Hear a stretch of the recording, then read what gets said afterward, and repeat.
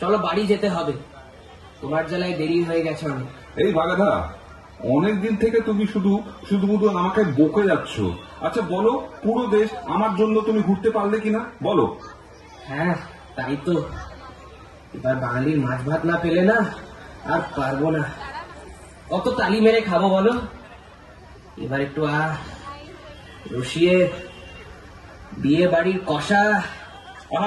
আর বলো না বাগাদা, শুধু বলো বাংলা বাংলা।